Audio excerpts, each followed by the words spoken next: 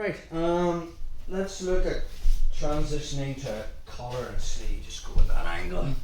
Why were we going to do this if nothing else opens? So we were playing double sleeve. I had the shallow lasso, I had the spider hook in.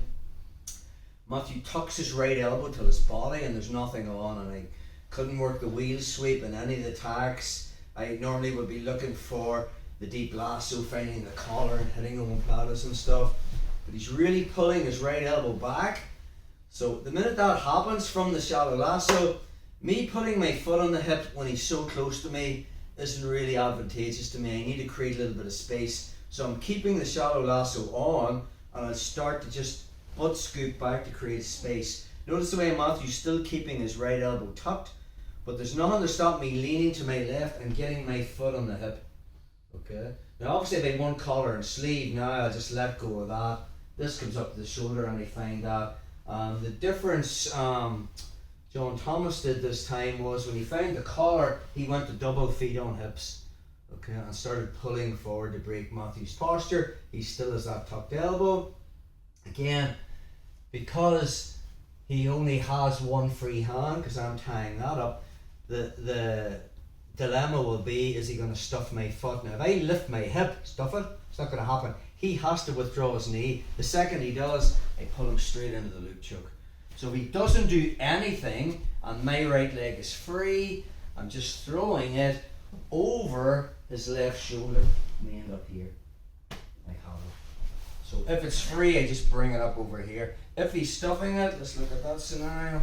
So we're here, shallow lasso in, spider hook in, and he's keeping that elbow tucked. Nothing so far that we've been playing is working, so I'm going to make the transition to collar and sleeve. So before I do that, I want to create a little bit of space. So I'm walking back on my butt, then I turn onto my side to create an angle. I don't want to just put my foot there. I'm going to loop this in so I can nearly see into Matthew's right ear. Then I find the collar, but now I'm coming back to this position here. I'm predicting he's going to try and stuff that, and as he does, notice the way I'm going to bring the back of my hand against his throat, so it's just this to that, and then I let go of the sleeve and I just stuff the head and I bring the back of my hand underneath my forearm and I'm just going to L shape it like this.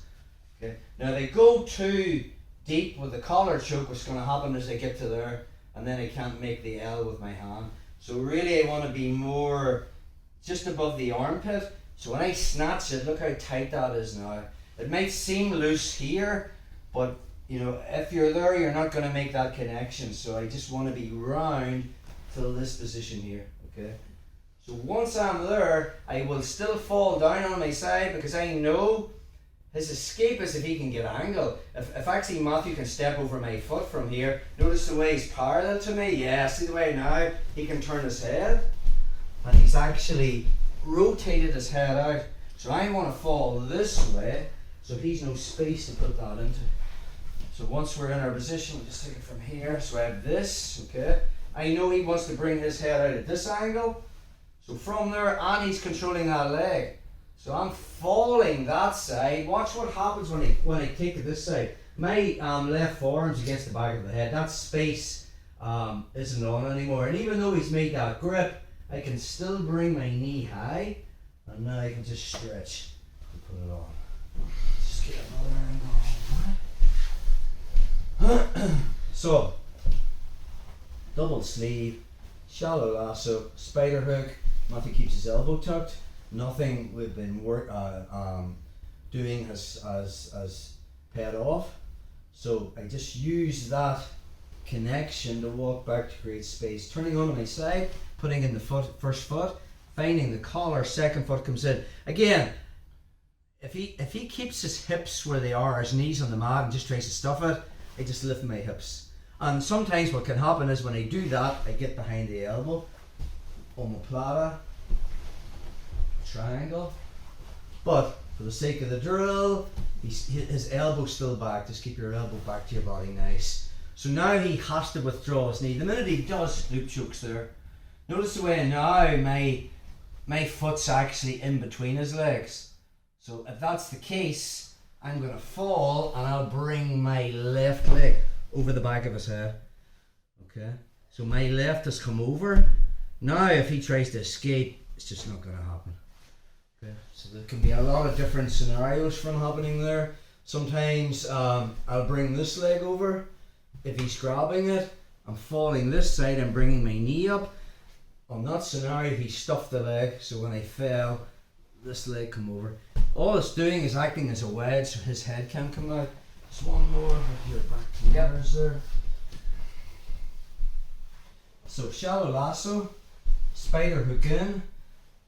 He's tucked his elbow, so I come this way and put the foot in. Find the collar, foot comes back. Okay, now it just depends on what he actually does. If I feel that he is going to bring his knee back, that slides down, and now immediately I work that. Again, I'm going to come onto this side, and if my knee's on the outside, I'll just bring it up to the top and put it on his hip, and I have it.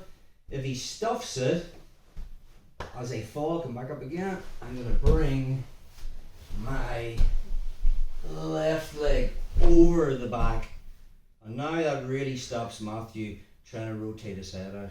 And now I'm in again.